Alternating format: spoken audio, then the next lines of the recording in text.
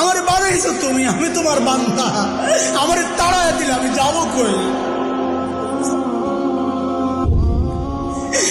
কই যাবো?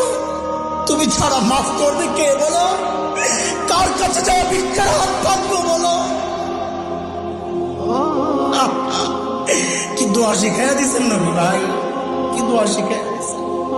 ওইভাবে মালিককে বলেন না একা একা, তুমি আমার রব, আনতা রব্বি, আনতা রব্বি, আর কেউ না।